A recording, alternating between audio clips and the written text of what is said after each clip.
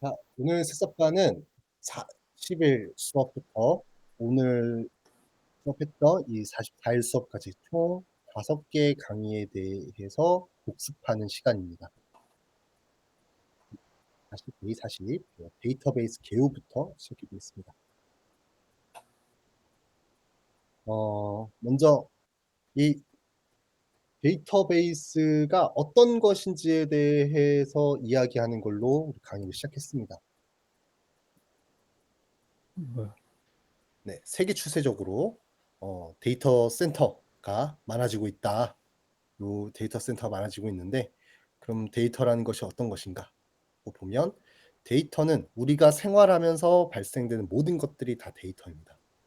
데이터의 특징으로는 자체적으로 굉장히 불규칙하다. 잠시만요. 더워서. 네. 데이터 자체는 굉장히 불규칙하고 양이 굉장히 많기 때문에 얘를 잘 관리할 필요가 있다. 그래서 우리는 데이터베이스라는 곳에서 요 데이터들을 저장하고 사용합니다. 데이터가 책이라면 데이터의 집합체인 데이터베이스는 책들이 모인 도서관이라는 의미가 되겠습니다. 근데 도서관에 책을 아무렇게나 꽂아 두지를 않죠. 도서관에 책을 랜덤하게 꽂는 게 아니라 도서관에 이제 도서관의 책들을 책의 분야에 따라서 정리를 해 놓기도 하고요. 각 책 1로 시작하면은 철학책, 8로 시작하면은 문학책, 요런 식으로 그런 정리를 해야 되는 게 요 DBMS를 통해서 데이터베이스를 효율적으로 관리하도록 합니다. 그래서 DBMS라는 거 자체는 데이터베이스를 생성하고 안정적으로 운영하는 데 필요한 기능을 제공해 주는 소프트웨어라고 볼 수 있습니다. 네. 요 DBMS는 물리적인 데이터베이스와 사용자를 연결해 주는 인터페이스다. 여기서 사용자는 우리 개발자들을 뜻하게 되겠죠. 지금 저 말고 또 소리가 나시는 분들이 있는 것 같아요. 네, 잠깐 소리를 꺼 주시면 감사하겠습니다.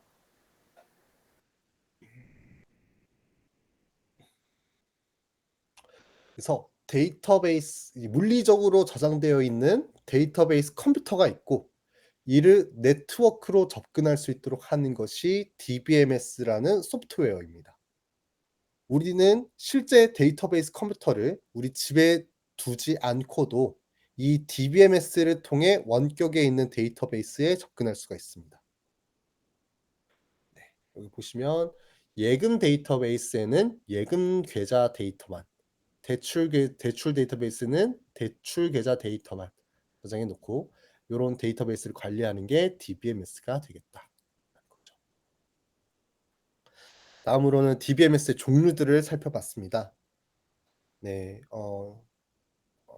이렇게 계층형 데이터베이스, 이제 파일 시스템, 하드디스크처럼 우리가 일반적으로 컴퓨터에다가 저장하는, 컴퓨터를 사용할 때 이 컴퓨터의 폴더 트리, 파일 트리가 만들어지는 게 요런 계층형 데이터베이스라고 볼 수 있겠고요. 어 이미지 파일이나 동영상 파일은 데이 RDB나 NoSQL에 직접 넣지를 않죠. 이미지 파일이나 어 비디오, 영상 같은 거는 이런 스토리지에다가 넣어 놓고 요 스토리지의 링크를 가져다가 쓰는 형태가 되겠습니다. 그리고 우리가 일반적으로 데이터베이스라고 부르는 것은 이 RDB를 의미합니다. 행과 열을 가지는 표 형식이고요. 이 RDB를 접근하고 관리하기 위해서 SQL이라는 언어를 사용합니다. 요 RDB에는 오라클, 그리고 MySQL, PostgreSQL 같은 종류가 있고요. 이 장점으로는 범용성이 높다. 그리고 이런 무결성이 있다라는 의미 때문에 요 신뢰성이 확보된다라는 특징이 있습니다. 그리고 Not Only SQL의 줄임말로 NoSQL이라는 요런 데이터베이스 종류가 있습니다.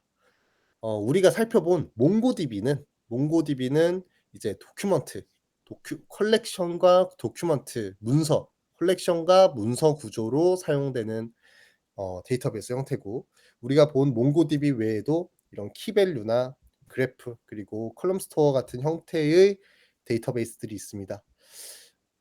서버까지 끝나고 나면 요 레디스를 볼 겁니다. 네. 임시 공간으로 쓰는 데이터베이스라는 형태로 레디스 DB도 한 이틀에 걸쳐서 볼 예정입니다. 그리고 데이터베이스를 말할 때 이제 최근에 많이 사용되는 개념, 최근에 이제 AI, 빅데이터 AI를 위해서 사용되는 이런 벡터 DB라는 것도 있다.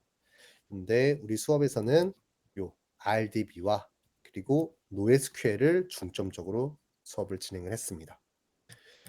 자, 관계형 데이터베이스는요, 행과 열 그리고 관계입니다.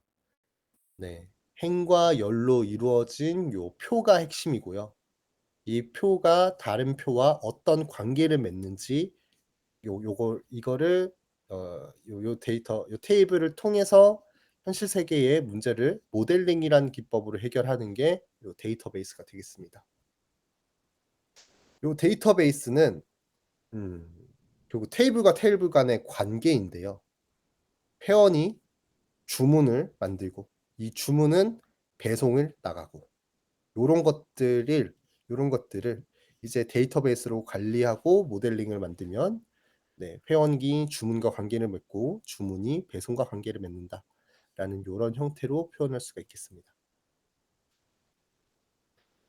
어 이제 데이터베이스를 구성을 시키고 직접 요거를 물리 모델 내서 이제 테이블 설계를 하고 그 테이블에 데이터를 넣고 그런 걸 하려면 이제 요 물리 모델로서 데이터베이스가 어떤 명칭들이 있는지를 아셔야 됩니다.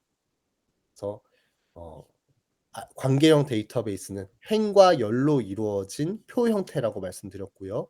요 표에서 이 컬럼이 이제 데이터베이스의 스키마라고도 부릅니다. 그 데이터베이스 이 테이블의 형태를 지정을 해 주는 겁니다. 스키마.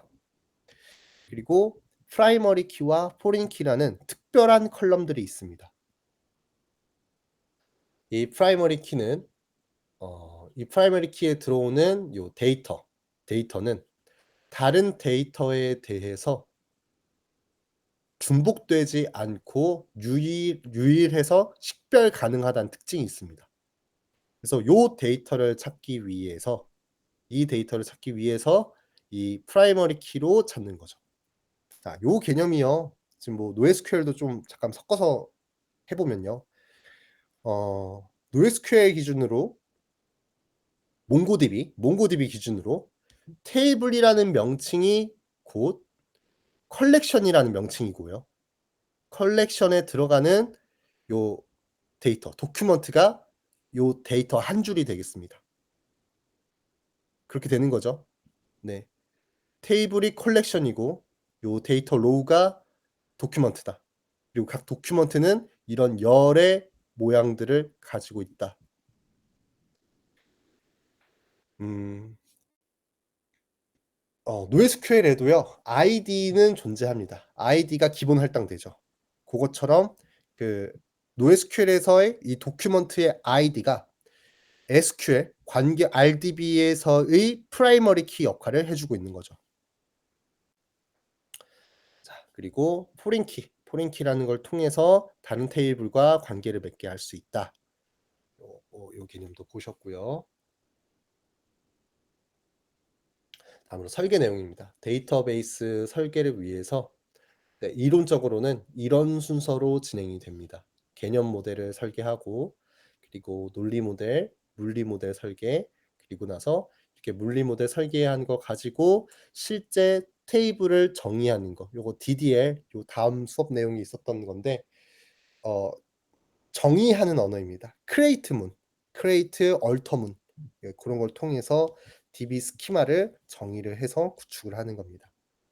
그래서 데이터베이스 설계에서 일단 개념 모델은 이제 뭐 요거를 이제 어 구분하지 않고 오늘 수업 때도요. 음 일단 최대한 그 간단한 내용부터 시작해서 살을 붙여 나가는 식으로 이제 설계를 해 주시는 게 좋습니다. 그래서 일단 대략적으로 필요한 개념들을 먼저 쭉 나열을 해 보고 그 개념들에서 서로 연결시킬 때 뭔가 다대다 관계가 나오면은 걔를 이제 별도 테이블로 만들어야 되고, 그리고 이제 각 테이블이 어떤 컬럼들을 가져야 될지 설계를 하고, 그런 순서가 되겠습니다. 그리고 ERD라는 건데요. 엔티티가 어떤 관계를 맺느냐, 객체와 객체 간이 서로 어떤 관계를 맺느냐를 표시하는 다이어그램이라는 의미로 요 ERD를 그려볼 수가 있습니다. 네, 객체 관계도라고도 불리고요. 보통 요 요구 분석 사항, 우리 지금 팀 프로젝트 할 때는 이제 기획서가 되겠죠. 이제 화면 기획서. 기획서와 화면 기획서들을 보고 이제 데이터베이스 엔티티를 만들어 내는 겁니다.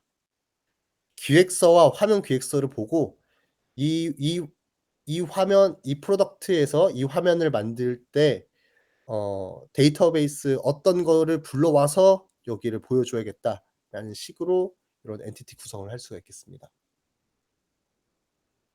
그래서 데이터베이스 설계하기 전에 요 ERD를 작성함으로써 데이터 간의 관계를 명확하게 이해하는 겁니다. 요게 ERD를 그리는 목적입니다.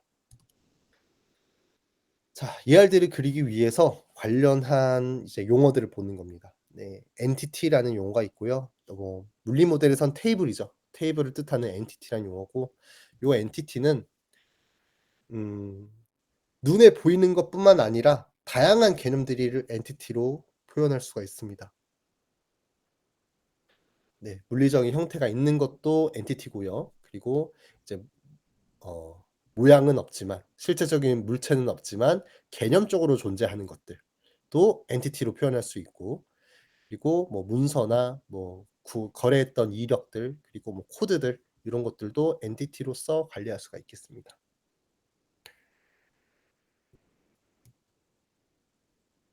다음으로 속성입니다. 엔티티가 갖고 있는 속성. 데이터베이스의 각 컬럼이 요 속성에 매칭되는 거고, 네, 결국에 어떤 값들을 가질 수 있는지를 요 속성으로 표현을 해 주고, 또 도메인을 표현을 해 줍니다. 각 컬럼이 어떤 타입을 가질 수 있는지. 요 타입에 대한 정의는 요 데이터베이스 종류마다 표현 방식이 좀 다릅니다. 주의 깊게 봐야 될 건 요 프라이머리 키죠. 프라이머리 키. 테이블에는 반드시 요 프라이머리 키가 하나가 있어야 되고요.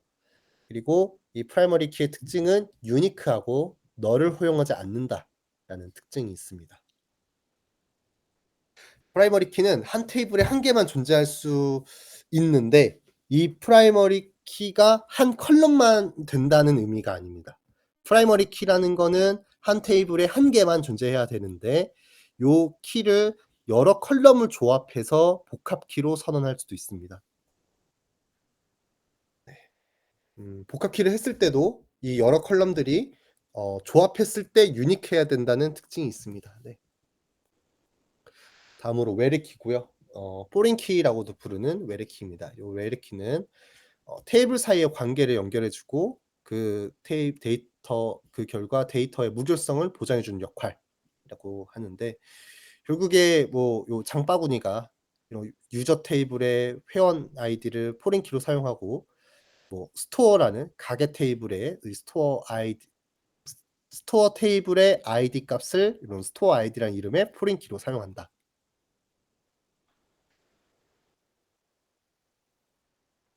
라고 볼 수 있겠고요. 이 보시면 이 포린 키는 반드시 낱널이 아닙니다. 처음에 만들어졌을 때 포린 키 값이 널인 상태에서도 만들어질 수 있겠죠. 이제 뭐 주문이랑 정보는 장바구니가 만들어지고 그 뒤에 나오는 개념이니까.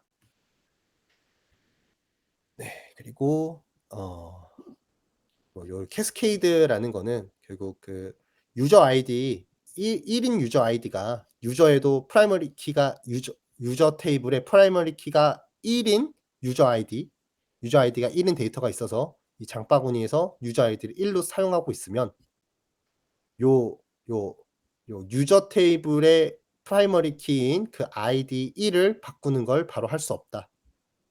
바꿀 때 얘도 같이 바꿔 준다. 유저 아이디도. 고 뜻이 되겠습니다. 포린 키고요. ERD 설계 얘기를 하면서 결국 이날 수업한 게 이날 얘기했던 내용이 오늘 수업에서 많은 부분이 겹치는 내용이죠. 네, 설계. 자, 관계에 대해서 생각해 보는 겁니다. 뭐 1대1 관계인가? 1대 다 관계인가? 그래서 지금 요 형태가 되면 사용자가 한 개의 프로필을 갖고 있는 1대1 관계라고 부르게 되고 프로 유저가 더 선행 개념이죠. 유저가 선행 개념이고 이 유저에 파생해서 프로파일이라는 게 나오는데 이 프로파일은 유저의 인덱스를 갖게끔 만든다. 그리고 사용자 주소, 사용자 주소란 테이블을 설계하는데 요 사용자 주소는 똑같이 유저의 아이디를 포린 키로 사용을 하면서 여러 개의 유저 어드레스가 생성될 수 있다. 이러면 얘는 1대1 관계고 얘는 1대 다 관계다라고 볼 수 있겠죠. 네, 뭐 이미 많이 했던 내용이라서 네, N 대 M 관계가 나올 때는 어떻게 할 거냐. N 대 M 관계가 나오면 그거는 지금 잘못된 설계다. 뭔가 추가적인 설계가 필요한 상태다. 라고 보면서 이 중간에 없는 개념, 중간에 생각하지 못했던 개념, 요 오더라는 엔티티가 빠진 것이다. 이런 미싱 링크가 있는 거를 이제 설계를 통해서 잡아낼 수 있어야 합니다. 그러면서 ERD 프로그램 사용하는 걸 봤습니다. 네, 요거는 좀 생략하겠습니다. 이렇게 해서 첫 강의 내용이었고요. 여기까지가 첫 강의 내용이었고 다음으로 그 데이터베이스의 두 번째 시간으로 MySQL에 대해서 배워봤습니다. MySQL 하면서 이제 뭐 설치하는 거를 좀 설치를 했었고요. 요런 MySQL과 DB버를 직접 설치하고 샘플 데이터를 이제 덤프 받아옴으로써 설치 데이터, 요 테스트 데이터 셋을 직접 덤프 받아가지고 여러분들 PC에 MySQL을 설치하고 사용했습니다.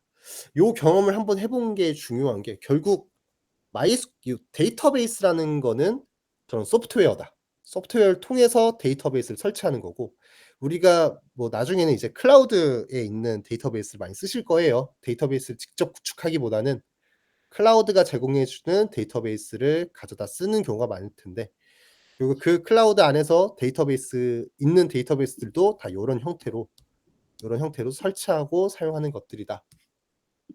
라는 거 네, 전달드렸습니다. 여기서부터 할까요? MySQL과 SQL.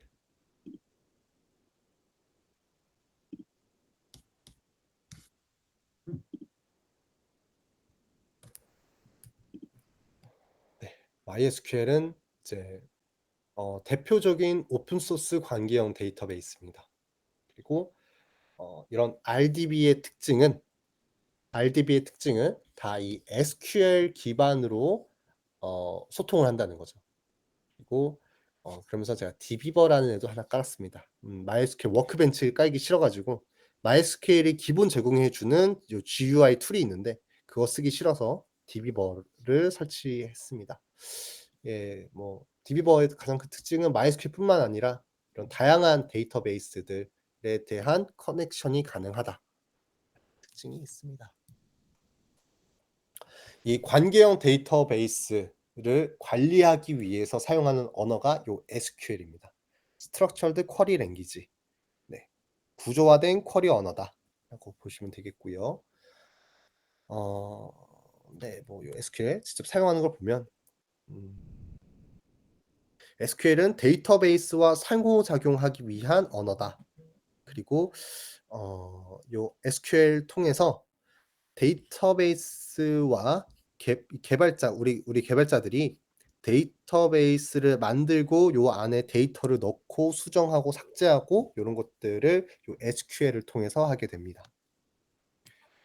자, 그래서 설치된 게 데이터베이스를 생성하고 관리하는 MySQL이라는 걸 만들었고요. 그리고 우리는 요 MySQL을 DB버를 통해서 접근합니다. 그리고 요 DB버에서 SQL이라는 쿼리를 통해서 질의를 주고 그에 대한 응답을 받을 수가 있죠. 자, 이 이후는 이제 SQL 언어가 어떤 문법들을 사용하는지를 보시는 겁니다. 처음으로 DDL이고요. 데이터 정의어입니다. 데이터 정의어. 데이터베이스에서 이제 뭐 SQL을 또 막 깊게 파지는 않았습니다. 자주 사용하는 요 쿼리들만 배우신 거고요. 그러면은 create 생성하고 alter 바꾸고 드롭이 이제 떨어뜨린다인데 여기선 삭제한다라는 의미가 됩니다. 데이터베이스에 대해서 어 테이블과 데이터베이스들을 이렇게 생성할 때 요런 것들을 사용합니다. create, alter, drop. 그리고 그 테이블 안에 있는 데이터를 조회하거나 입력하거나 수정하거나 삭제할 때 요런 select, insert, update, delete를 사용합니다. 그리고 요 DCL이라는 거는 이제 데이터 MySQL이나 요런 여러 가지 NoSQL도 그랬죠. 몽고DB도 그랬죠. 네. 계정 기반으로 관리되는 경우들이 많습니다. 계정 기반으로 어떤 특정 계정이 어느 정도의 데이터베이스를 볼 수 있는지, 몇 개 테이블까지 허용되는지를 그 권한을 제어해 줄 수가 있습니다. 그런 권한을 부여하고 회수할 때 요 grant와 revoke를 사용합니다. 그리고 이제 트랜잭션이라는 개념 이해되셨을 겁니다. 네, 뭐 트랜잭션을 관리하기 위해서 이 TCL이라는 거 쓰는데 결국에 commit, rollback, save point 이런 것들을 다루는 게 요 TCL이 되겠습니다. 그래서 뭐 중요한 건 결국 데이터베이스를 만들고 테이블을 만들고 그리고 그 테이블에다가 데이터 입력하고 수정하고 조회하고 이런 것들이 중요하겠죠. 네, 뭐 create 데이터베이스 뭐 그래서 요런 문법이 있다라는 거 한번 쳐 보시는 연습도 해 봤습니다. 이제 직접 요 쿼리를 쓰실 일이 많이 없으실 것 같아요. 예, 직접 요 쿼리들을 쓰실 일은 많지는 않을 것 같은데 결국 여러분들이 GUI 툴을 사용해서 무언가를 하더라도 결국 내부적으로는 다 요 쿼리를 통해서 동작을 한다라는 것만 이해해 주시면 되겠습니다. 그리고 테이블을 만들 때도 요런 식으로 작성이 되더라. 그래서 뭐 DDL이라는 거 확인해 보면 보통 요런 테이블을 생성하는 요 쿼리를 확인할 수가 있습니다. 그리고 alter는 이제 만들어져 있는 테이블의 모양을 바꿀 때 사용하는 명령어입니다. alter 명령어. 이미 만들어져 있는 테이블에서 뭐 특정 컬럼의 타입을 바꾼다든지 특정 컬럼을 추가한다든지 특정 컬럼을 삭제한다든지 고런 것들이 요 alter 구문을 통해서 가능합니다. 그리고 이제 어 DML에 대표적으로 많이 사용하는 게 결국 요 select겠죠. 데이터 조회하는 일이 보통들 많이 있으니까요. 그래서 요 select 구문은 select와 from이 핵심입니다. select, from 사이에 들어오는 거는 컬럼명들. 그리고 from 뒤에 테이블명, 그 뒤에 조건절 그리고 정렬 기준. 네. 그래서 굉장히 이 구문이 길어진 경우에는 요 select와 from을 찾고 where절이 어딨나, order절이 어딨나 이렇게 찾으시면서 이 구문이 무슨 구문인지 해석하셔야 될 겁니다. 그래서 요거 보면요. 얘는 select astro from alert.status. alert라는 데이터베이스 안에 있는 스테이터스 테이블을 조회하는데 전체 컬럼을 조회할 거야. 그리고 where 조건절, civility가 4인 거. 이 civility라는 컬럼 값이 정확하게 4인 데이터만 조회한다라는 의미가 되겠습니다. 그래서 만약에 여러분들이 화면단에서 뭔가 음 어 뭐라고 해야 되죠? 뭐 특정 조건에 해당하는 것만 조회하고 싶어라는 그런 기능들을 구현하면요. 결국 요 조건문으로 만들어 주는 겁니다. 이 조건에 해당하는 데이터만 조회할 거야. 그래서 필터링 일반적으로 필터링이라는 걸 구현할 때 요 조건절을 만져 줘야 됩니다. 그리고 자 여기 오더 바이가 이제 정렬 기준, 뭘 기준으로 정렬한 데이터를 조회할래라고 할 때 요 오더 바이 절을 통해서 정렬 기준을 만들어 주시면 되겠습니다. 자 다음으로 인설트입니다. 데이터를 입력할 때 요런 구문을 쓰고요. 데이터 구문에는 insert into 어쩌고저쩌고 values 얘네들이 핵심입니다. insert into 테이블명, 그리고 테이블명에 컬럼들 넣어 주고 뒤에 values로 어떤 값을 넣어 주겠다. 네, 보시면 insert into 테이블명, 이 테이블에 요 3개 컬럼에 대해서 values 뒤에 오는 요 3개 값으로 넣어 주겠다가 됩니다. 네. 요게 insert 쿼리입니다.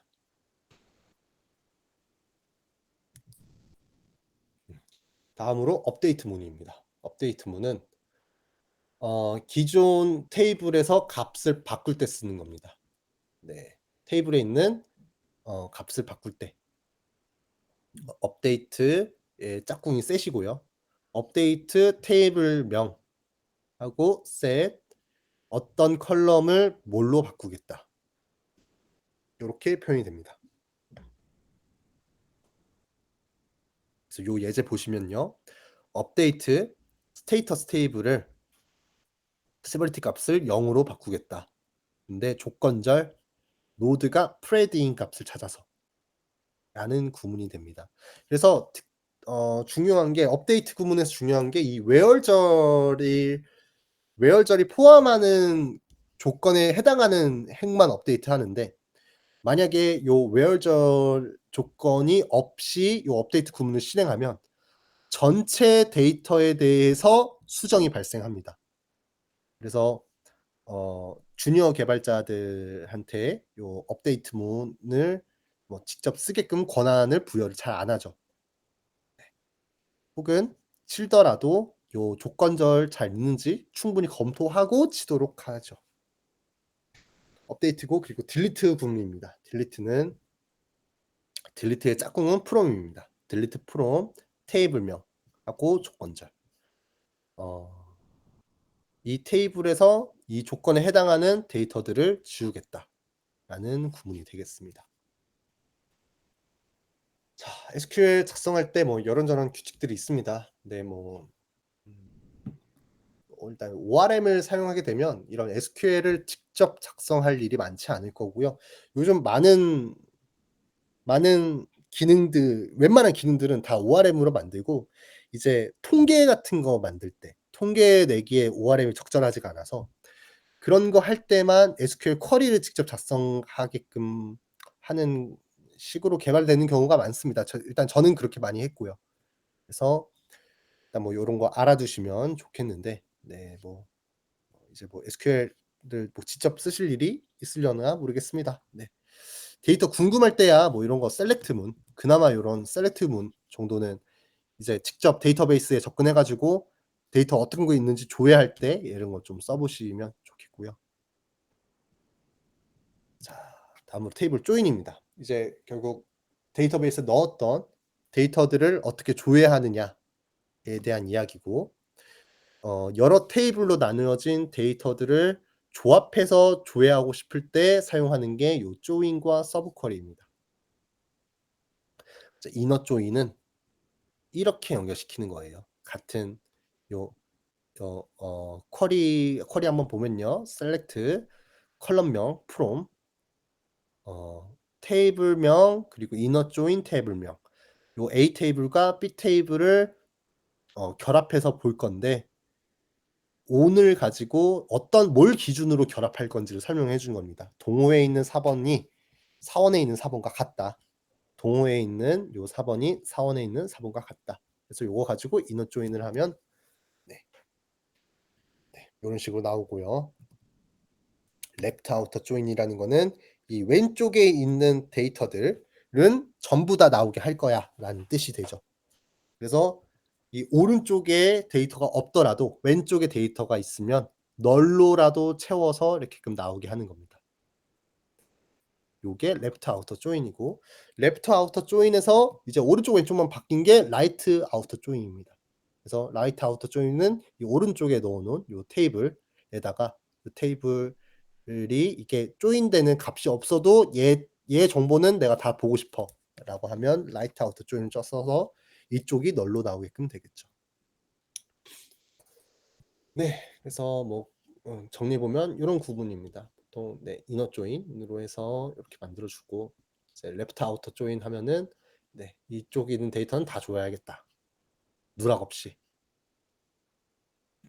그래서 뭐 라이트 아우터 조인은 결국 레프트 아우터 조인에서 A와 B의 위치만 바뀐 겁니다. 그래서 라이트 아우터 조인은 보통은 많이 사용하지 않는 것 같습니다. 레프트 아우터 조인은 그나마 쓰지. 이렇게 됐고요. 자 여기까지가 41 이제 SQL 데이터 관계형 데이터베이스의 설치와 관계형 데이터베이스를 조작하기 위한 SQL을 기본 문법에 대해서 봤습니다.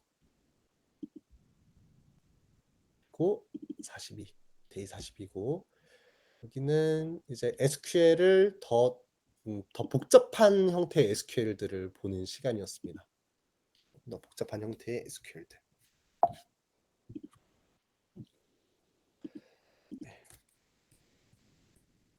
그래서 서브 쿼리라는 걸 봤고요.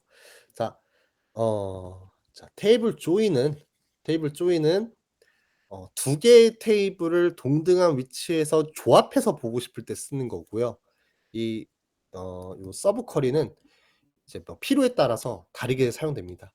뭐 이 셀렉트 절에 사용되는 거, 그리고 프롬 절에 사용되는 거, 그리고 웨어 절에 사용되는 게 다르더라. 다르다? 네, 요런 데에 쓸 수 있더라. 셀렉트 절에 사용된다는 말은 일단 서브 쿼리라는 것은 셀렉트 구문 안에 셀렉트가 들어가는 거. 요걸 의미하고요. 얘 셀렉트가 지금 요 컬럼명이 들어갈 곳에도 이렇게 쓸 수가 있다. 인데요. 네. 사실 요 쿼리가요. 성능상 좋은 쿼리가 아닙니다. 성능상 아주 안 좋은 쿼리예요. 왜냐면요. 이게 SQL도 쪼끔 더 깊게 들어가면 실행 계획이라는 걸 배우거든요. 실행 계획이라는 개념을 배워요. 그러면 그때 보면은 이제 요 한 줄을 만들기 위해서 그러니까 동호회에 지금 3 줄이 있잖아요. 3 줄이 있는데 이 쿼리가 실행되면 먼저 요 한 줄을 만듭니다. 요 한 줄을 만들면서 이 끝에다가 이 쿼리를 실행하기 위해서 이 한 줄 만들고 요 쿼리 실행해서 결과 만들어 주고 두 번째 줄 거 만들면서 요 쿼리 또 실행해서 만들어 주고 세 번째 줄 만들면서 이 쿼리 또 실행해서 만들어 주고 결국 요 쿼리가 이 동호회 데이터의 개수만큼 반복해서 만들어 주거든요. 그래서 뭐 성능상 좋은 쿼리가 아닙니다. 근데 필요하다면 써야겠죠. 필요하다면 이런 걸 쓸 수 있습니다. 이제 요거는 이제 뭐 실행 계획이라든지 트리거라든지 그런 또 부가적인 또 SQL을 더 잘 쓰기 위한 필요한 개념들입니다. 고건 네. 뭐 좀 얘기해 봤고요. 어쨌든 여기에 쓸 수 있다. 이런 식으로 써 가지고 컬럼명이 들어가는 곳에다가 이렇게 이름을 넣어 줄 수 있더라. 자 그리고 마치 조인하는 고 자리에 들어가듯이 테이블명 넣는 자리에다가 요 셀렉트 구문 결과를 넣어 줄 수가 있습니다. 그리고 요 조건절 뭐 특정 테이블을 조회하려고 하는데 이 테이블에 조건을 걸고 싶은데 그 조건을 요 셀렉트 구문의 결과로 만들어 줄 수 있다. 뭐 요런 것까지 보셨습니다. 네. 그리고 윈도우 함수와 집계 함수는 이제 뭐 통계를 낸다거나 이제 뭐 추가적인 정보를 만들고 싶을 때 얘네들을 사용할 수가 있고요. 자 로우 넘버라고 하는 거는 이제 여기다가 순위로 넣어 주는 거. 근데 결국 구문은 요겁니다. 로우 넘버하고 오버. 로우 넘버를 뭘 기준으로 만들어 줄 거냐 했을 때 여기 정렬 기준 넣어 주고 얘를 이렇게 부를 것이다. 라는 구문이 되겠습니다. 음. 자, 그래서 로우 넘버의 특징은 얘는 겹치지 않는다. 순위를 겹쳐서 표현하지 않고 뭐가 됐든 간에 1 다음에 2, 3, 4, 5, 6, 7 해서 이제 줄번호 매기는 형태가 된다라는 거.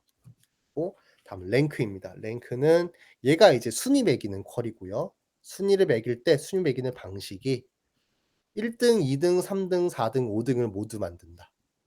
네. 요거고 이제 댄스 랭크는 이제 뭐 중간에 데이터 개수만큼 이제 떼고 만드는 거.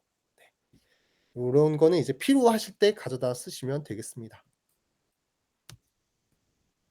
다음으로 집계 함수는 이제 개수 셀 때 많이 사용되는 집계 함수고요. 이제 카운트로 요 테이블에 몇 개의 데이터들이 있는지 확인할 수 있는 쿼리를 만들 수가 있고요. 요 뭐 그룹 기준으로 부서별 몇 개인지 뭐 요런 거 조회할 때 이런 쿼리를 만들어 쓸 수 있고 뭐 총합 만들 때 이제 sum 이제 부서별 총합 만들 때 이제 그룹 바이 하고 그 그룹 바이 한 상태에서 요 상태에서 샐러리를 합쳐라라는 요런 쿼리도 가능하고요. 뭐 평균 만드는 거 그리고 최소값 만드는 거 뭐 최대값 만드는 거 뭐 이런 것들이 가능하겠습니다. 결국 얘네들은 필요할 때 가져다 쓰시면 됩니다. 필요할 때 쿼리를 만들어서 쓰시면 되겠습니다. 자, 다음으로 인덱스입니다. 네. 인덱스는 사실 이 데이터베이스에서 중요한 개념입니다, 인덱스가. 이 인덱스가 잘 되어 있어야 조회하는 속도가 빨리빨리 잘 되기 때문에 예 조회 그 성능을 보장한다고 하죠. 조 이 속도를 보장한다. 요 인덱스를 통해서 데이터의 위치를 빨리 찾을 수가 있습니다. 작동 원리는 진짜 요 사전과 동일합니다. 요 우리가 사전을 찾을 때 홍길동이란 단어를 찾고 싶으면 네 희응을 찾고 희응 간 다음에 홍을 찾고 홍 다음에 이제 뭐 기억을 찾고 막 그렇게 하는 것처럼 결국 얘가 동작하는 거는 요 B 플러스 트리 자료 구조다. 네. 요런 알고리즘을 사용해서 인덱싱하는 기준들을 미리 세팅하는 것이다. 그리고 요 인덱스의 장점이라 하면 빠른 검 빠른 데이터 검색을 빠르게 해 준다. 그리고 뭐 효율적이고 이것 때문에 뭐 부하가 줄어든다. 뭐 요런 좀 좋은 말들이고요. 이제 얘의 단점이라고 한다면 단점이라기보다는 주의 사항이 더 맞겠죠. 일단 인덱스 자체가 저장 공간을 쓰는 거다 보니까 얘를 또 너무 막 많이 만들면은 뭘 기준으로 인덱싱을 해야 되는지에 대한 것 때문에 쿼리 최적화가 방해가 될 수 있다는 점. 그래서 뭐 적절히 쓰는 게 중요하고 일단 초기 설계할 때는 그냥 프라이머리 키와 포린 키 한 이 정도의 인덱스가 설정되어 있으면 충분하다. 그런데 이제 뭐 텍스트 서치 이제 어떤 특정 단어가 들어있는 데이터를 찾고 싶다라고 할 때 그때 그런 거는 이제 인덱스를 걸어 놓으면 좋습니다. 왜냐면 풀 텍스트 서치가 일반적으로 속도가 너무 느려서 그거는 이제 뭐 결국 데이터가 많아야 느려지는 거거든요. 데이터가 적은데 느려질 일이 없고 데이터가 많을 때 속도 보장을 하기 위해서 요 인덱스라는 거를 거는 겁니다. 그리고 트랜잭션 얘기를 했습니다. 자, 요 트랜잭션은 지금 얘기하고 이따가 생략을 하는 게 낫겠네요. 네. 뭐 트랜잭션 얘기를 하면서 결국엔 프론트 단에서는 한 개의 액션인데 고게 이제 백엔드에서 논리적으로 볼 때는 5 개의 이런 동작이 필요하다라는 설명드리면서 이제 음 백엔드 서버 로직 서버에서 개발을 하다 보면은 음 이런 다양한 일을 한 번에 처리해야 될 때가 있더라.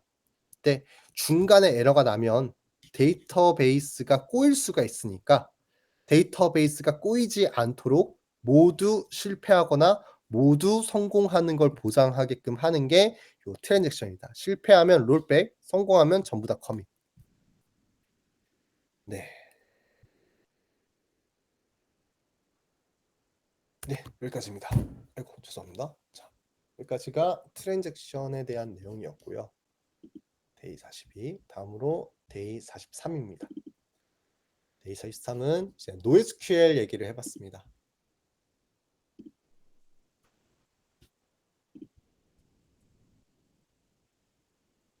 네, NoSQL 그 중에서도 몽고DB를 중심으로 배워봤고요. 네, 몽고DB는 이제 이런 도큐먼트 기반이다. 도큐먼트 기반이고 도큐먼트라는 게 결국엔 제이슨을 집어넣을 수 있는 테이블이다. 제이슨을 집어넣을 수 있는 데이터베이스다. 라는 개념입니다. 뭐 오늘도 계속 반복해서 했던 얘기입니다. 네, 뭐 유연한 스키마다. 네, 요 몽고DB의 구성은 이렇게 된다. 데이터베이스가 있고 그 밑에 컬렉션이라는 개념이 있고 이 컬렉션 밑에 도큐먼트라는 개념이 있다. 그리고 저희가 해본 거는 요 아틀라스와 컴파스를 써봤습니다. 아틀라스는 클라우드 기반 관리형 데이터베이스라고 해서 이제 우리가 직접 몽고DB를 설치해서 사용하는 게 아니라 요 클라우드를 통해서 몽고DB를 생성하고 그 클라우드에 우리가 접근해서 이 몽고DB를 사용하게끔 합니다. 네. 음, 뭐 오늘 설계 때도 나왔던 얘기인데 결국 RDB 설계와 몽고DB 설계가 막 엄청나게 다르진 않습니다. 큰 그림은 유사한데 이제 RDB는 조금 더 스키마를 더 많이 나눴다는 거고요. 그 나눈 스키마들을 이제 몽고DB는 굳이 스키마를 나누지 않고 요 이 컬렉션 안쪽에 제이슨이니까 안쪽에다가 그 필드로서 RDB에서는 이제 테이블과 테이블을 조인해서 처리하던 거를 이제 NoSQL에서는 이제 그 데이터 안에다가 필드로 집어넣게끔 해서 그런 구성이 가능하더라. 예. 지금 살짝 머리가 아프네요. 네. 오늘도 말을 너무 많이 해 가지고. 네. 네. 그래서 RDB는 정규화된 데이터고 이런 조인을 사용해야 된다는 특징. 그리고 NoSQL은 이제 비정형 데이터 처리가 가능하다. 네. 요렇게 봐 주시면 되겠습니다. NoSQL에서의 데이터 모델링인데요. 뭐 결국 오늘 수업이랑도 이어집니다. 아니 뭐 거의 다 해서요. 네. 요거 일단 6시 안에 6시 안에 이제 좀 더 하고 마무리하고 네. 네. 조금만 더 하면 끝이라 예 계속 진행하겠습니다. 네. 요 관계형 데이터베이스는 정규화라는 걸 한다. 정규화라는 걸 해서 테이블을 여러 개로 쪼개는 거. 고게 곧 정규화를 했다라는 의미입니다. 그런 데이터 중복을 최소화하기 위해서 정규화해서 이 DB를 설계하는 거고요.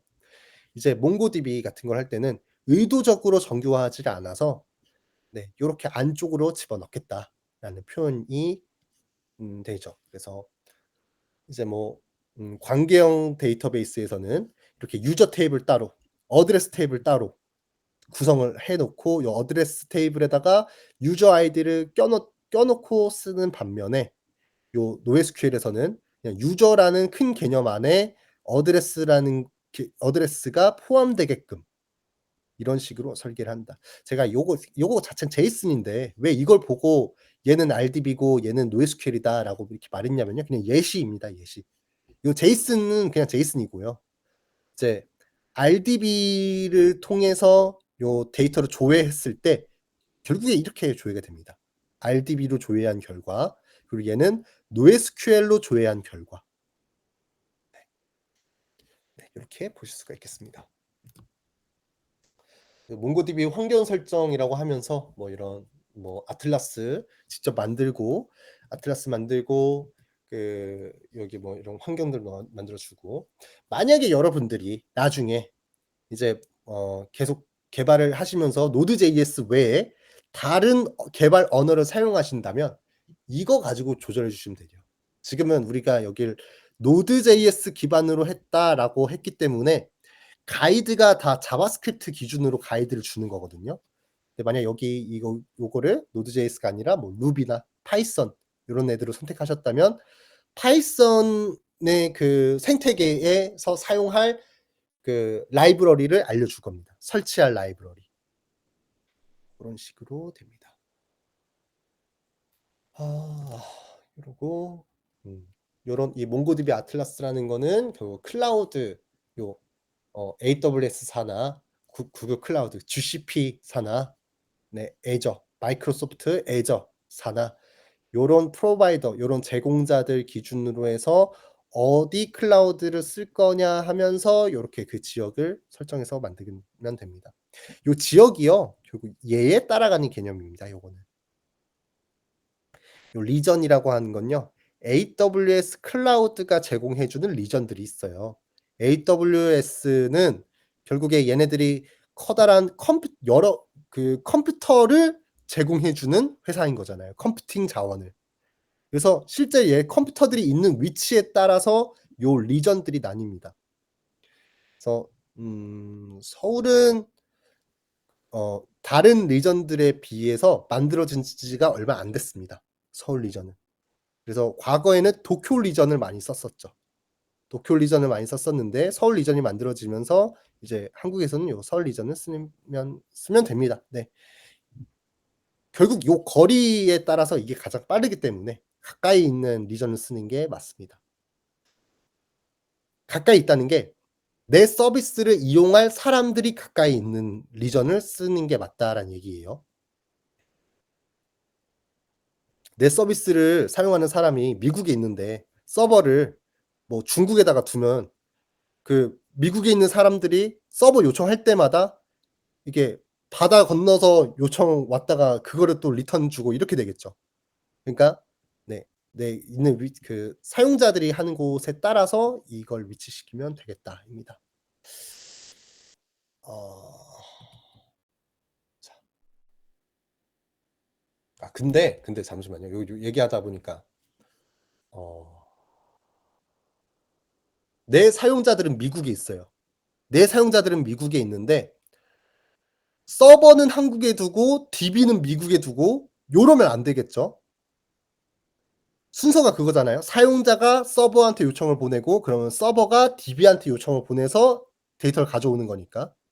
DB는 서버 있는 곳에 위치시켜야겠죠.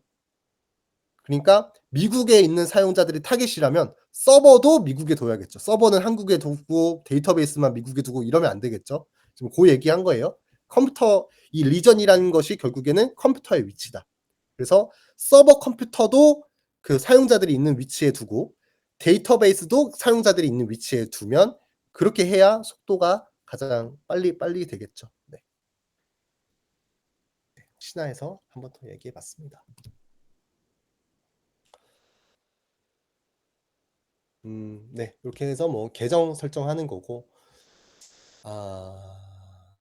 이렇게 클라우드 제품들은요. 이런 게 많습니다. 특정 IP로 접근을 제한하고 특정 계정을 만들어서 접근을 제한하고 내 서비스를 사용하려면은 키값을 알려줘서 그 키값을 가지고 요청을 보낼 때만 통과시켜 주고 결국에 우리가 나중에 로그인 인증을 구현한다거나 할 때도요. 다 결국 요런 큰 틀에서는 이것과 유사한 겁니다. 이제 사용하는 용어들이 다르고 사용하는 도구들이 다를 뿐이지 큰 개념은 지금 요 몽고디비가 이 아틀라스가 접근을 우리만 허용하게끔 하는 것과 유사합니다. 그레이트 커넥션 메소드. 네. 여기서 뭐 커넥트 할 수 있다는 뭐 그 얘기였고. 네. 그래서 뭐 드라이버 가능하고 뭐 요런 것도 가능한데 결국에는 네. 뭐 요런 거 통해서 뭐 GUI로서 이제 컴패스 가지고 몽고디비에 접근할 수 있다라는 거. 그리고 요 그림이 그나마 요 파트에서는 가장 중요한 것 같습니다. 네. 개발자들이 개발하기 위해서 내 컴퓨터에서 뭐 Next.js라면 내 컴퓨터에서 npm run dev 쳤을 때 얘가 데이터베이스에 접근할 수 있어야겠죠. 그래서 개발 서버에서 개발할 때도 데이터베이스에 접근할 수 있어야 되고 얘를 배포했어요. 뭐 AWS, 구글 클라우드 플랫폼 뭐 지금 뭐 많이들 사용하고 계시는 뭐 벌셀이든지 뭐 요런 데다 배포를 했어요. 그럼 얘도 요 DB를 볼 수 있어야겠죠. 네. 그리고 다른 사용자들은 DB에 직접 붙게끔 설정하지 않는 게 보안상 좋겠죠. 다른 사용자들은 이 서비 내 DB를 갖고 뭔가 서비스를 이용하려면 내 서비스 쪽으로 요청을 보내서 내가 제공해 준 고 사이트 안에서 내 데이터베이스를 이용하게끔 만들어 주는 게 적절한 방법이 되겠습니다. 자 그리고 몽고DB CRUD입니다. 네. 몽고DB에서 데이터 생성, 수정, 삭제, 조회를 어떻게 하는가. 어 앞에서 말씀드린 것처럼 음 NoSQL은 SQL뿐만 아닌 뭔가 다른 것들이 가능하다라고 하면서 나온 데이터베이스입니다. 그러다 보니까 SQL 언어를 사용하지 않는 게 특징이에요. SQL 언어를 사용하지 않고 어떻게 데이터베이스를 관리하냐? 그거는 이제 개발 언어에 따라서 라이브러리를 설치하고 사용하게끔 제공해 줍니다. 그래서 우리가 사용하는 거는 자바스크립트고요. 노드.js 환경에서 자바스크립트를 가지고 몽고DB의 라이브러리를 설치해서 사용하게끔 합니다. 그래서 여기서 보시는 거는 결국에 얘는 자바스크립트 문법입니다. DB라는 DB의 DB 객처에 있는 유저스 객체에다가 인설트를 한다. 그래서 뭐 insert 1이라고 하면은 JSON을 입력하는 거죠. 도큐먼트라고 하는데 이게 사실 JSON이잖아요. 요 JSON을 users 컬렉션에다가 인설트한다. 요거를 배열로 처리하면 이 여러 개의 도큐먼트를 의미하는 요 유저 JSON을 여러 개를 한 번에 유저스에다가 인설트하겠다. 데이터를 조회할 때 find one이라고 하면 이 조건에 해당하는 데이터 하나를 조회해 줍니다. 그래서 이 find one의 반환값이 객체다. 객체를 반환해 준다. 반면에 요 그냥 find라고 하면은 배열을 반환해 준다. 라는 특징이 있습니다. 네. 음. 그리고 여러 개 조건을 조합을 할 때는 요런 식으로 네 할 수가 있고요. 자 만약에 파이어베이스 쓰시는 분이 있다면 파이어베이스는 또 파이어베이스만의 문법이 또 있을 겁니다. 이것도요. 사실 몽고DB 라이브러리를 직접 설치해서 사용하는 방법도 있고요. 이 문법을 공부하기 싫어서 그 몽고DB 라이브러리를 한 번 더 사용하기 편하게 만들어 준 라이브러리를 가져다가 쓰는 것도 있어요. 요거는 이제 ORM 때 할 건데요. ORM 때 설명드릴 내용인데 네 뭐 좀 미리 말씀드려 봤습니다. 아무튼 파이어베이스를 사용할 때는 이것과 완전히 동일한 문법은 아닐 겁니다. 어 그리고 업데이트라고 하면 몽고DB에서 업데이트라고 하면은 네 이렇게 업데이트 1 하고 쿼리 넣고 그다음에 얘를 뭘 업데이트할 거냐. 쿼리라고 하는 게 이제 조건 어떤 조건에 해당하는 거를 어떤 값을 바꿔줄 거야라는 식으로 만들어 줄 수가 있겠습니다. 이게 업데이트고 업데이트 1은 이제 조회된 요거 한 개만 마치 select 1 한 것처럼 요걸로 이 조건으로 조회된 데이터 하나만 업데이트하겠다. 그리고 그냥 업데이트 맨이라고 하면 요 조건에 해당하는 모든 데이터들을 이렇게 바꿔주겠다라고 하는 쿼리가 되겠습니다. 뭐 딜리트는 네 동일하죠. 요 조건에 해당하는 거 하나 삭제할래. 요 조건에 해당하는 거 전부 다 삭제할래. 네. 요 의미입니다. 자 예 몽고DB든 뭐 파이어베이스나 몽고DB 쓰신다면 네 요런 걸 기준으로 만들어 줄 수가 있겠습니다. 네. 인덱스를 생성해서 좀 더 빨리 동작하게끔 할 수도 있고요. 조회할 때 전부 다 조회하는 게 아니라 요 특정 컬럼만 조회하는 것도 방법입니다. 제가 아까 말하다가 괜히 중간에 끊어 가지고 이것까지 좀 설명을 드려야겠네요. 나중에 어차피 몽구스 때 할 거 아니 몽구스 때 ORM 때 할 거예요. ORM 때 할 건데 얘를 많이 씁니다. 몽고DB가 제공해 주는 라이브러리를 직접 쓰는 것도 방법인데 이 몽구스라는 거랑 이제 뭐 DB 그 RDB로 하면은 시퀄라이즈 얘네 두 개를 쓸 겁니다. 나중에 ORM 때. 네. 근데 이 몽구스가 사용하는 문법이요. 조금 달라요. 완전히 다르진 않고요. 이거랑 조금 달라요. 근데 큰 개념은 똑같습니다. 큰 개념은 같은데 이제 사용하는 문법을 조금 더 편하게 제공해 줬다. 네, 고 정도 차이가 있겠습니다. 네, 요거는 우리 ORM 배울 때 요걸 할 거예요. SQL은 이제 RDB를 ORM 하기 위해서 사용하는 라이브러리고요. 몽구스는 몽고DB를 ORM 하기 위해서 사용하는 라이브러리입니다. 이렇게 요거는 이제 나중에 배울 거 약간의 예고로만 남겨 놓고 자, 이렇게 하면은 네, 여기까지도 끝입니다. 그리고 오늘 내용인데요. 오늘 내용.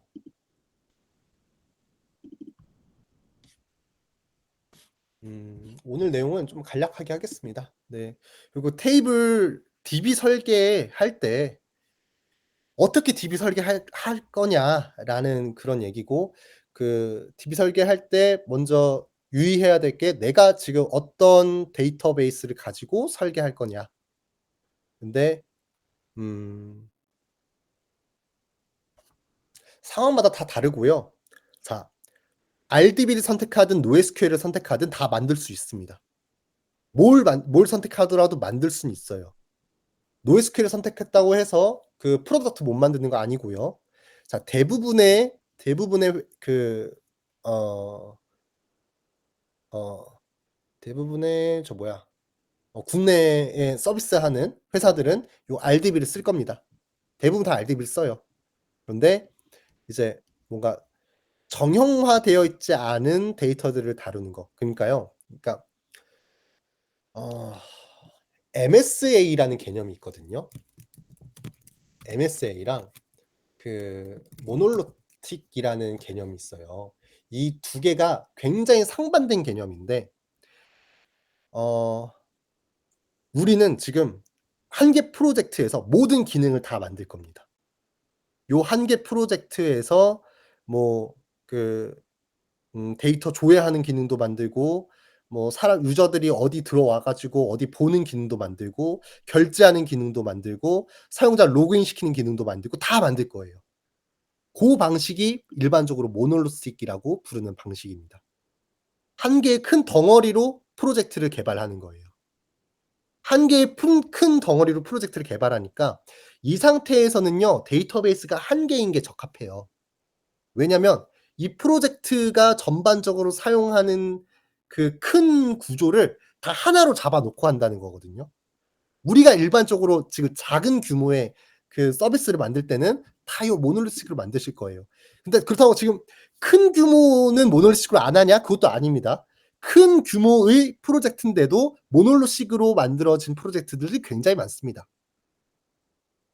근데 그렇게 덩어리가 크니까 뭐 하기를 할 때마다 불편하다는 거예요. 그리고 한 회사에 막 개발자가 200명, 300명인데 그 200명, 300명이 전부 다 똑같은 코드를 가지고 개발한다는 것 자체가 너무 어려운 일이죠.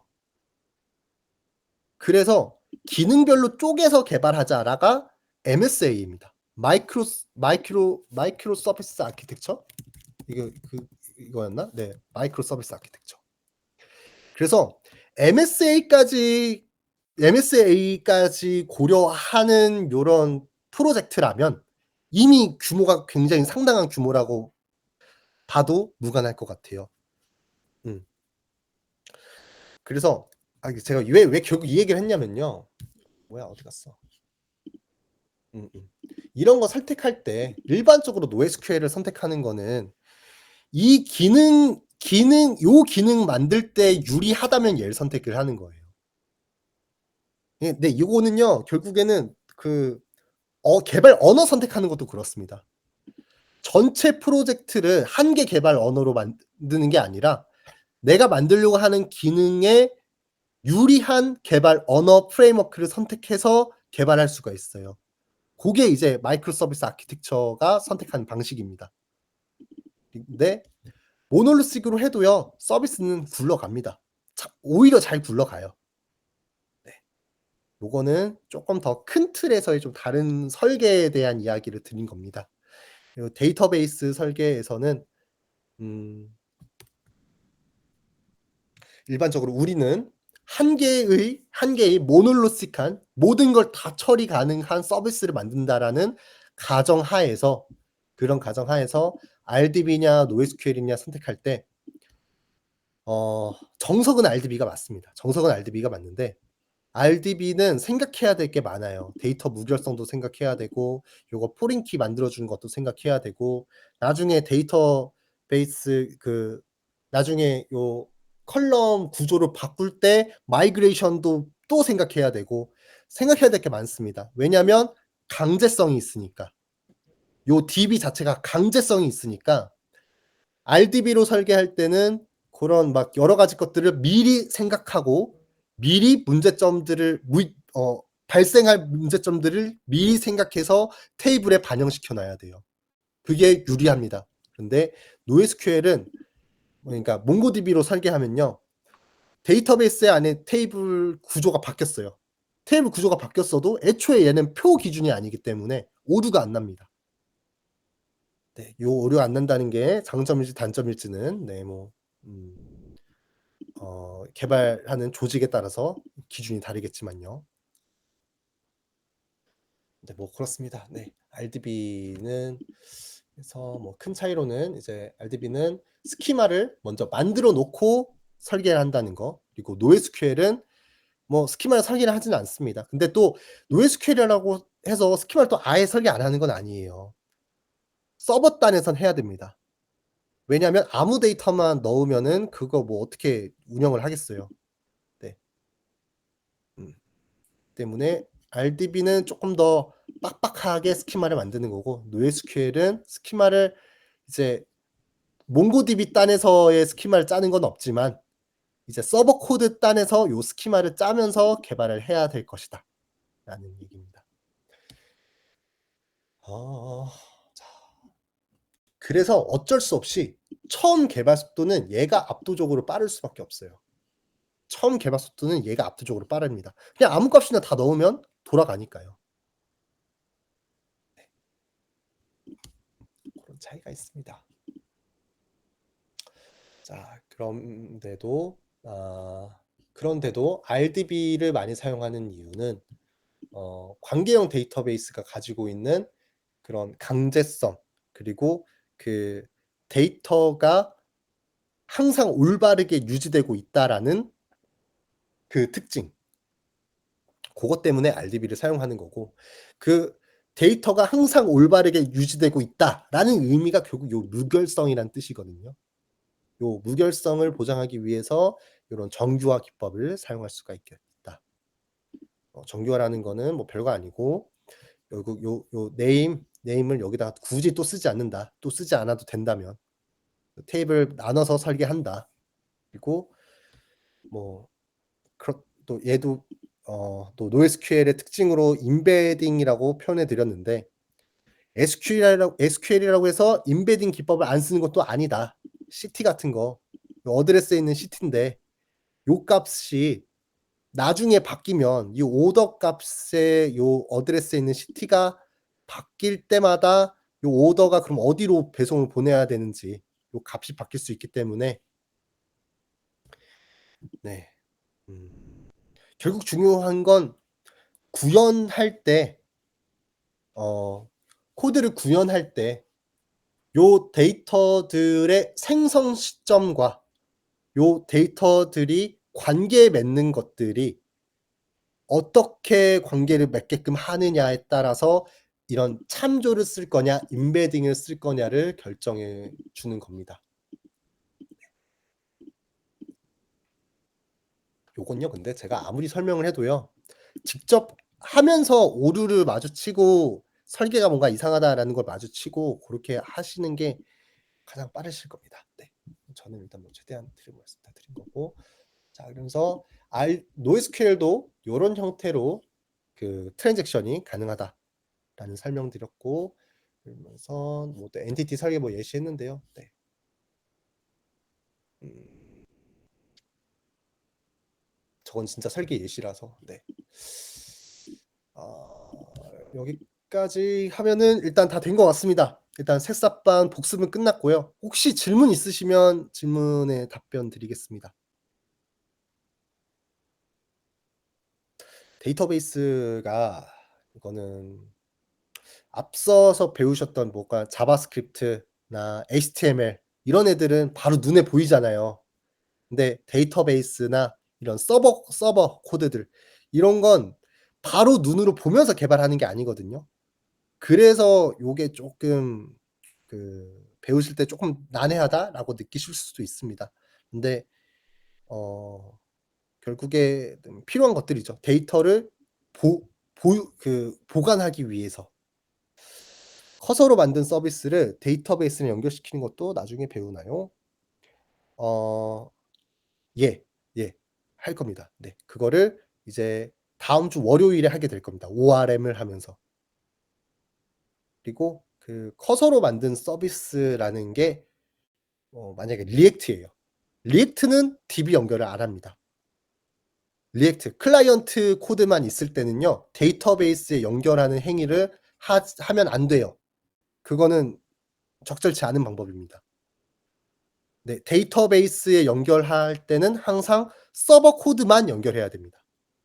그래서 만약에 커서로 만든 서비스가 넥스트JS라고 한다면 맞는 말입니다. 넥스트JS에서는 데이터베이스에 연결할 수 있습니다. 왜냐하면 서버 코드가 있으니까. 네. 결국 요 얘기거든요. 클라이언트로 넘어가면 내 클라이언트 코드를 아무나 다 볼 수 있단 말이에요. 근데 그러면 데이터베이스의 주소도 볼 수 있고 데이터베이스에 연결할 수 있는 그런 키 값들도 다 볼 수 있다는 거예요. 그러면 아무나 들어와서 데이터베이스 바꾸겠죠. 그러면 안 되겠죠. 그래서 데이터베이스 연결은 항상 서버에서 합니다.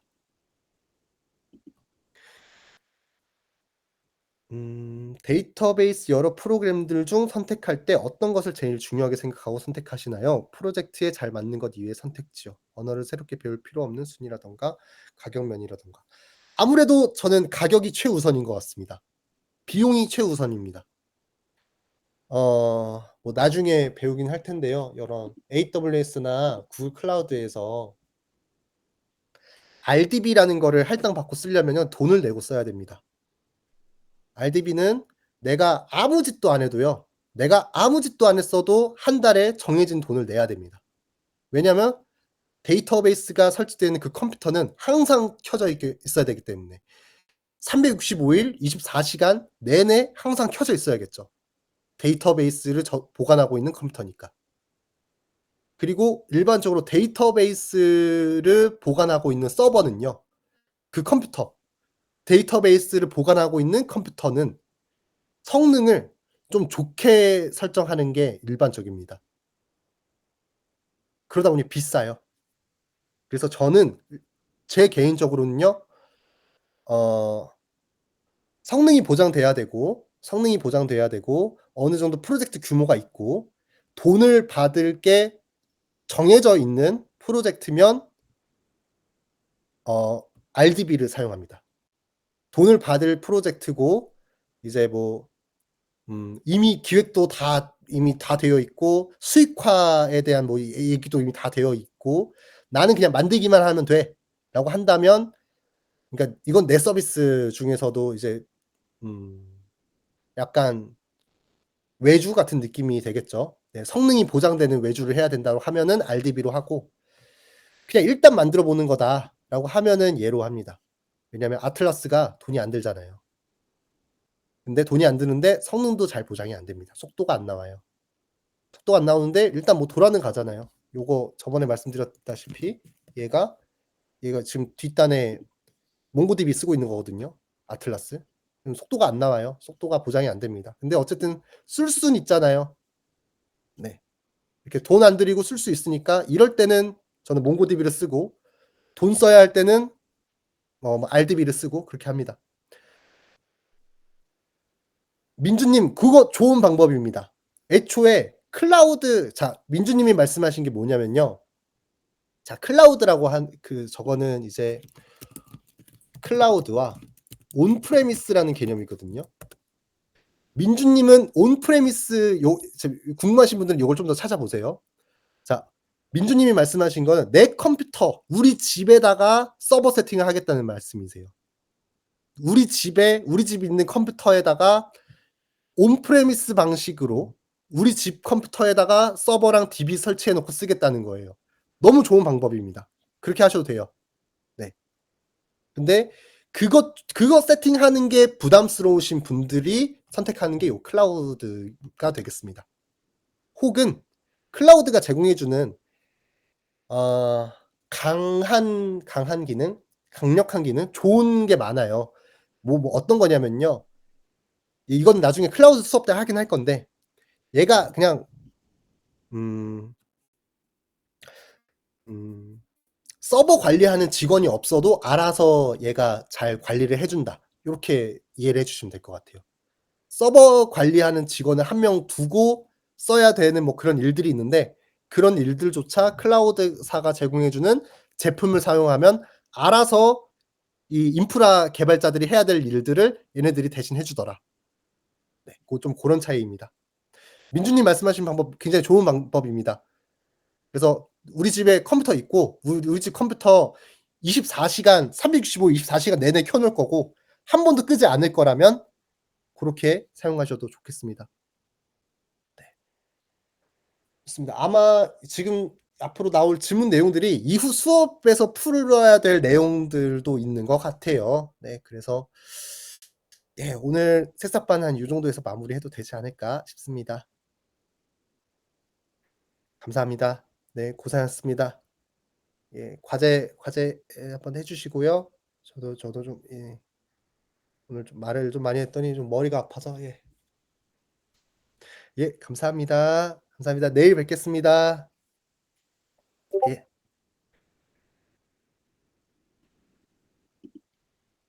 감사합니다.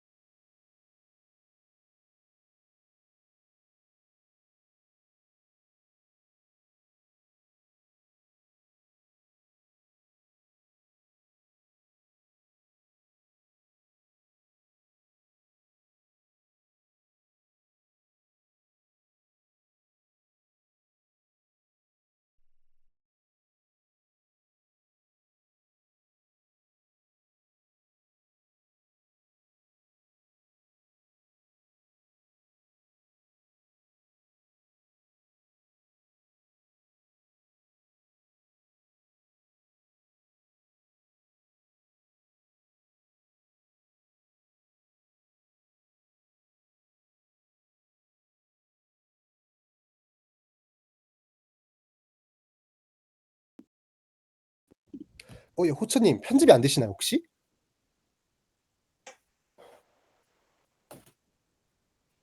네, 저만 안 되는 건가 여쭤보려고요. 예. 이상하다. 그리고 44 밑에 49가 있더라고요. 네. 우리 내일부터는 데이터베이스 아니고 이제 노드.js로 넘어갑니다. 근데 49가 44 밑에 있어가지고. 네. 다 갔다가 다시 옵니다. 49 때. 다음 주에 다시 올 거예요. 네네. 아하. 저만 안 눌러지는 걸까요? 죄송해요. 잠시만요. 일단 저는 되는데 진짜요? 제출하신 분이 태우님만 제출하셨네. 이게 뭐지? 좀 편집이 안 되시나요? 이거 미니조교님께 한번 여쭤주실래요? 여기 권한을 제가 태연님이 눌러주시면은 돼.